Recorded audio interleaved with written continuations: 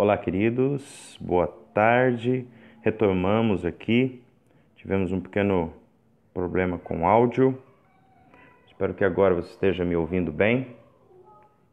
Se você estiver me ouvindo, dá um joinha aí, para que eu possa saber que você está me ouvindo bem.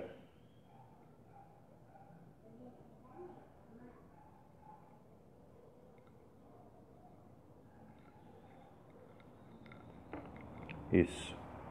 Obrigado já pela sua audiência, obrigado pela sua paciência. E eu senti no coração de, por esses dias, fazer uma live para a gente conversar ou refletir sobre alguns assuntos, que envolve nosso país, que envolve o momento delicado que nós estamos passando, momento de eleição, momento em que a gente precisa escolher os nossos representantes. Eu tenho dito que essa eleição é uma eleição muito importante, porque ela é eleições gerais, Ou seja, nós vamos ter a oportunidade de fazer uma grande renovação, na política. Nós temos a oportunidade de renovar toda a Câmara Federal, temos a oportunidade de renovar toda a Assembleia Legislativa dos nossos estados, além da oportunidade de renovar 2/3 do Senado Nacional. Por que eu estou falando em renovação? Porque todo mundo está vendo, e é perceptível de todo mundo o grande descontentamento que a população tem tido, que nós temos tido, com muitos daqueles que deveriam nos representar.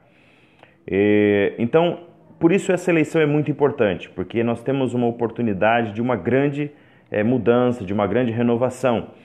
E talvez, desde das diretas, talvez essa seja a eleição mais importante que nós tenhamos nesse período todo, porque é uma quebra, existe a possibilidade de uma quebra de ciclo. Nós vimos de um ciclo, e existe a oportunidade desse ciclo ser interrompido e a gente começar uma nova fase, um novo ciclo. E por causa da importância dessas eleições é que a gente deveria pensar sobre algumas coisas, algumas coisas importantes, A primeira é não votar nos mesmos, Olha, se nós temos uma oportunidade de renovação, o momento exige que a gente realmente exerça essa renovação, Então pense que existem pessoas que são profissionais em se reeleger, e já estão aí como deputados, como senadores há tanto tempo, ora senadores, ora governadores, ora deputado federal, Então nós precisamos fazer uma troca dessas pessoas, exatamente para que haja uma renovação. Então não vote nos mesmos, Faça uma boa seleção dos seus candidatos, tanto aos cargos do executivo quanto do legislativo, Faça uma boa escolha e não vote nos mesmos. Mas renovação também não significa votar nos mesmos sobrenomes, Nós vemos especialmente, por exemplo, a Assembleia Legislativa do Estado do Paraná, muitos sobrenomes conhecidos, gente jovem, gente que está entrando agora na política, mas de sobrenome de família tradicional, de políticos que a gente sabe. Seria importante você refletisse sobre isso também, e escolhesse nomes novos. Também por causa da importância dessa eleição, seria muito importante que você não se furtasse ao seu dever de votar, Às vezes as pessoas ficam decepcionadas, ficam desanimadas em votar, mas é necessário, Mesmo que você às vezes não consiga ter todos os candidatos ou escolher a todos os candidatos, Converse com outras pessoas, converse com pessoas de repente mais instruídas que você nessa área, escolha um candidato, escolha um deputado federal, escolha um deputado estadual, de repente alguém da sua região, alguém da sua cidade, alguém da sua igreja, alguém que pensa como você pensa, que vai te representar, vai votar como você gostaria que fosse votado lá, tanto na Câmara quanto no Senado. Então não se furte a essa responsabilidade. Também a minha observação é que não vote em branco, né? Quando você vota em branco, quando você anula o seu voto, né? Tá, é uma forma de protestar, sim, mas é uma forma de protestar e de você deixar que outras pessoas escolham por você, né? E isso não é legal, porque quando as outras pessoas escolhem pela gente, a gente não tem o direito de reclamar daquilo que foi escolhido, né? Então, isso é importante também. Mas a minha palavra, na verdade, não era sobre isso. A minha palavra com vocês e o que eu tenho sentido no coração de transmitir nesses dias é uma palavra a todo o nosso povo cristão, todo o nosso povo cristão, ao nosso povo cristão evangélico, né? Ao nosso povo cristão católico, né? Nós somos um país predominantemente cristão, né? Nós somos quase 90% de cristãos, segundo os dados do IBGE. E é por isso que eu tenho dito, e até disse isso na minha classe de escola dominical, esta eleição tem um cunho espiritual também. Ela tem consequências espirituais, né? E por isso eu elenquei alguns pontos para dizer a vocês por que, na minha opinião, esta eleição tem um cunho espiritual. Sim, tem consequências espirituais. Por quê? O IBGE tem dito que nós somos 40 milhões de evangélicos, né, no Brasil. E parece que a gente não tem feito a diferença, né? Quando a gente olha para tantas coisas ruins acontecendo no nosso país, parece até que a gente não tem feito a diferença. Então talvez seja o momento de nós cristãos, de nós evangélicos, de nós povo de Deus, que somos instruídos, que conhecemos a verdade, nos manifestar contra muitas coisas que têm sido postas, né? Tanto em votação, projetos que têm aparecido Brasil afora, né? Não só na esfera federal, mas na esfera estadual também, e nós precisamos se posicionar. E este vídeo é para que eu me posicione com alguns pontos que eu quero me posicionar. E gostaria também que você refletisse, que você buscasse, não precisa concordar comigo não, busca na palavra de Deus, busca dentro do cristianismo, conversa com o seu pastor ou com o seu paróquio, busca instrução para que você possa votar com uma consciência cristã. Como eu disse, porque esta eleição ela tem consequências espirituais. O primeiro ponto que eu quero abordar quanto a isso é o seguinte: Deus prometeu lá em Gênesis capítulo 12, versículo 3, quando ele estava chamando Abraão, ele prometeu que abençoaria todos aqueles que abençoassem a Abraão, que abençoassem a Israel, e que amaldiçoaria a todos aqueles que amaldiçoasse, que prejudicasse, que perseguisse a Israel. Um exemplo disso foram os amalequitas, né? Deus permitiu que eles fossem extintos, portanto que eles fizeram sofrer ao povo de Israel. Deus abençoou Labão por amor e pela promessa que ele fez a Abraão e a seus filhos. Deus abençoou o Egito por amor à descendência de Jacó. Então Deus sempre estará abençoando aquela nação que se posicionar a favor de Israel. E infelizmente no nosso país nós temos sofrido uma sucessão de governos que têm se posicionado contra Israel, né? Contra Israel. Nós temos partidos inteiros, vários partidos políticos que têm se posicionado contra Israel, né? E então este é um ponto que você precisa refletir, né? O verdadeiro cristão sabe o carinho e a mão de Deus que Deus tem sobre o Israel. E o verdadeiro cristão vai votar, vai pensar e vai escolher candidatos também que estejam dispostos a abençoar Israel, que não estejam contra Israel, né? Esse é o primeiro ponto que eu quero frisar com vocês. Mas tem mais alguns pontos e eu vou comentando aqui e você vai pensando e refletindo aí. O segundo ponto que nós, cristãos, precisamos pensar e refletir na hora de escolhermos os nossos candidatos é o seguinte: todo o evangelho, todo o cristianismo, ele é baseado na valorização da vida. Valorização da vida. Nenhuma igreja que se diz cristã, que se diz seguidora dos ensinamentos de Cristo, vai ter atitudes, vai ter projetos de lei, vai ter propostas que vão contra a vida. E a descriminalização do aborto é uma proposta que interfere a vida.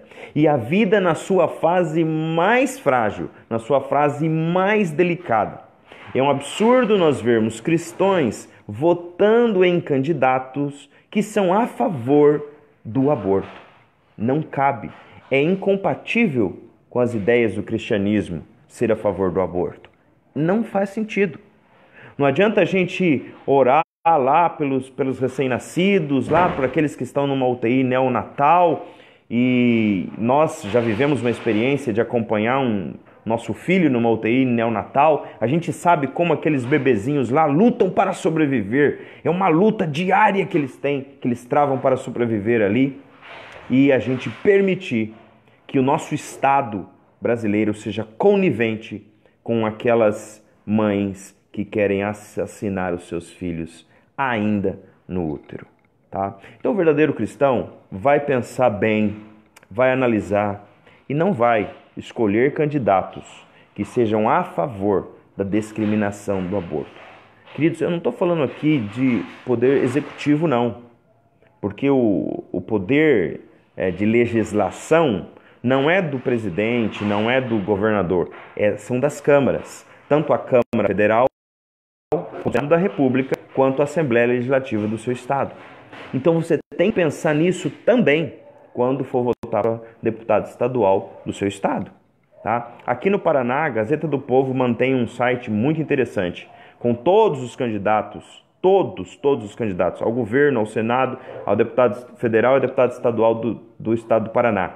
E para cada um desses candidatos ela mandou um quiz para que eles respondessem e instalar as respostas deles. Você pode acessar lá, veja lá o que o seu candidato pensa sobre o aborto, né? O que o seu candidato pensa sobre Israel, ok? Isso é importante que você pense. Outro ponto é que um verdadeiro cristão não votará contra a família. Contra a família como Deus a instituiu. Deus foi quem projetou, quem instituiu, quem criou a família. Qualquer outro modelo de família que apareça por aí não é modelo. É simplesmente exemplos de rearranjos, mas rearranjos balizados no modelo. E qual que é o modelo para a família? Se você não se lembra, abre lá a sua Bíblia em Gênesis capítulo 2, leia dos versos 24 ao 27 e você vai perceber ali os preceitos que Deus determina para a criação da família. Né? Com um discurso um discurso de agregar e tal, muitas pessoas têm esquecido que é princípio de Deus aquilo que está escrito em Gênesis capítulo 2, versículo 24 a 27. Né? Então observe, família perante Deus são quando duas pessoas de sexo opostos largam o seu pai e a sua mãe e geram mais um núcleo familiar. Aí surge uma nova família. E é essa família que Deus abençoa. É essa família que Deus protege. E você tem que pensar o que o seu candidato a deputado estadual, a deputado federal, ao Senado, ao governo do estado, à presidência, pensa sobre a família. O que ele pensa sobre o modelo cristão de família, o modelo de Deus, o modelo do Criador da família. Tá? Porque isso vai determinar como ele vai votar nas leis que interferem na organização familiar das nossas famílias brasileiras. Tá, ok? Então isso é muito importante também. Mas eu quero passar mais 3 pontos, né, importantes. O quarto ponto é quanto aos nossos filhos. Né? Quanto aos nossos filhos. Se nós entendemos que Deus tem um modelo de família, Deus também tem toda a sua metáfora do cristianismo, da sua revelação, baseada neste modelo de família. Deus se apresenta como pai, Deus apresenta o Salvador Jesus como filho, ou seja, tudo que é moral cristã, tudo que é evangelho de Cristo está baseado no modelo de Deus, né? Está baseado no modelo de Deus. E os filhos são responsabilidade dos pais. Os filhos devem ser educados pelos pais. Os filhos devem pensar como os pais. A educação moral, a educação sexual, a educação religiosa do filho tem que vir dos pais. A escola é lugar para o filho ter o contato com o conhecimento científico, com as culturas, com o conhecimento notório, mas a ética, a moral, a religião, a sexualidade, a criança aprende no lar. Por isso, você tem que pensar se o seu candidato é a favor ou não que escolas disciplinem sexualmente seus filhos. Essa é a questão que está por trás da ideologia de gênero, tão falada, famigerada ideologia de gênero. É isso, o Estado querendo interferir na educação sexual dos seus filhos. E o verdadeiro cristão não pode permitir isso, porque os valores do Estado muitas vezes não são os valores cristãos. Né? Então atente para isso. Lá em Provérbios, o grande Salomão deixa um recado aos pais. Ele diz assim, ensina o menino o caminho que deve andar e jamais se desvariará dele quando for velho. Né? Está lá em Provérbios capítulo 22, versículo 6. Então tome cuidado, querido. Tome cuidado. Veja o que o seu candidato pensa sobre a ideologia de gênero. Né? E não permita, né, que seja eleito, não vote em candidato que é a favor que a escola eduque sexualmente o seu filho. Tome esse cuidado. O quinto ponto fala sobre a igreja. Nós temos muitos partidos no Brasil e muitos deles já se posicionaram contra a igreja. Se você buscar na internet, inclusive falas de candidato, vocês vão ver candidatos se posicionando contra a igreja. Barbáries que têm sido ditas contra o povo de Deus. Querido, não adianta você ser cristão e votar em candidato que é contra a igreja, que pretende censurar pastor, que pretende taxar a igreja, que pretende dificultar as igrejas de existir como pessoa jurídica. Não adianta você orar pelos missionários que estão sofrendo na Coreia do Norte, né? Um país comunista, fechado ao evangelho, e votar em partidos que pensam da mesma forma. Tome cuidado, porque existem muitos partidos brasileiros que pensam tal e qual o ditador norte-coreano. E depois, quando a perseguição vier por conta do Estado, você não vai poder reclamar. Então pense bem, candidato que é a favor da igreja, candidato que é contra a igreja, candidato que é a favor que as igrejas, ele não precisa ser crente, mas ele é a favor, ele entende que o evangelho é bom e que o evangelho ajuda as pessoas, fazem as pessoas melhorarem de vida. Pronto, tá bom? Ele não vai se posicionar contra a igreja, ele não vai se posicionar contrário às instituições religiosas. Porque se nós ainda temos moral nesse país, se ainda nós temos bons costumes nesse país, se ainda existem pessoas de bem, pode ter certeza, são pessoas que tiveram uma formação em alguma igreja, seja ela cristã ou não cristã. E o último ponto que eu quero comentar aqui, que são eu elegi como pontos para que o cristão organize seu voto, né? Porque são pontos que interferem toda a vida cristã. E esse último ponto vai falar sobre as drogas, né? Nós temos aí visto uma campanha de muitos partidos, de muitos políticos, né, para a descriminalização do uso e da venda, né, e da produção de drogas que até os dias de hoje são consideradas como ilícitas. Querido, não faz sentido cristão verdadeiro votar a favor de candidatos que pretendem legalizar a venda e a produção de drogas no nosso país. Não faz sentido. Que adianta a gente orar, a gente ter casa de recuperação, a gente investir na Cristolândia, a gente investir na vida de pessoas que estão ao nosso redor e têm dificuldades com a dependência química, a gente trabalhar, ajudar casas de recuperação e votar em candidato que pretende legalizar essa venda. Querido, pensa um pouquinho. A quem serve a legalização da venda das drogas? Vai ajudar o usuário? Não. A quem ela serve? Presta atenção. Quem é que ganha com isso? Lembram do filme Os Intocáveis? A saga de Elliot Ness contra Al Capone? Quem foi beneficiado com a liberação do álcool? O produtor, o comerciante. É a mesma coisa quanto as drogas, querido. A legalização da droga vai beneficiar quem vende e quem produz. Ele vai poder vender mais, ou a polícia não vai poder prender. Então, isso não é coisa de país com quase 90% da sua população cristã. Não faz sentido. Tá ok?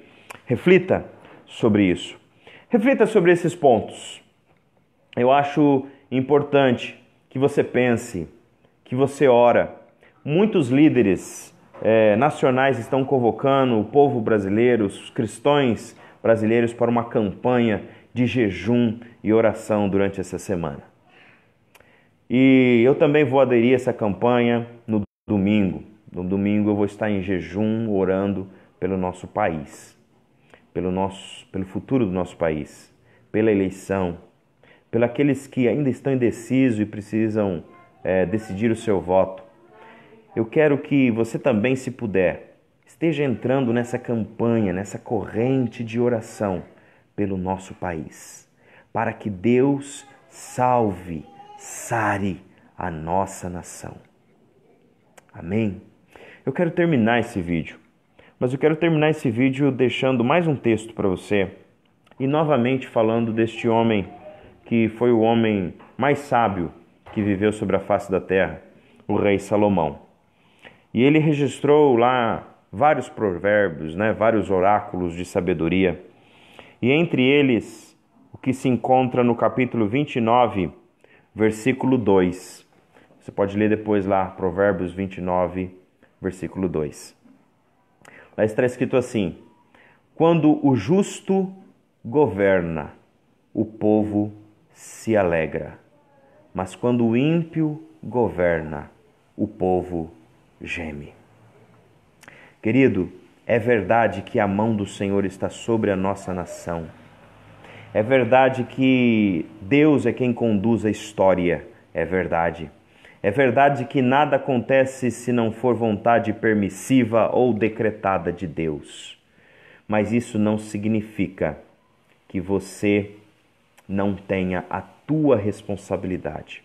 Tua responsabilidade de orar, de buscar discernimento diante de Deus, de pensar sobre essas questões. Observe que eu simplesmente citei aqui questões que interferem na vida do cristão. Não falei de política, porque aí a gente vai abrir um leque para um monte de coisa, se é a favor ou contra a reforma da Previdência, a reforma trabalhista. Não. Eu estou falando aqui de preceitos que interferem na vida do cristão, na tua vida, na vida da tua família, na vida dos teus filhos, dos teus netos, no Brasil que você vai deixar para ele. Então reflita, ore, busque discernimento diante de Deus e procure pessoas justas para você votar no dia 7 de outubro, para que o nosso povo tenha alegria, para que o nosso povo tenha bênção, para que o nosso povo tenha prosperidade, para que o nosso povo possa viver em liberdade, para que o nosso povo possa continuar abençoando essa nação como tem abençoado. Tá bem?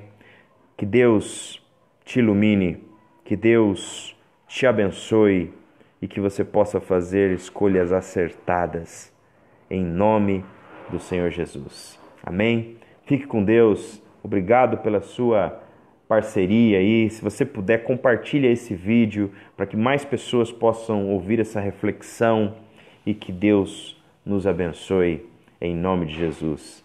Grande abraço.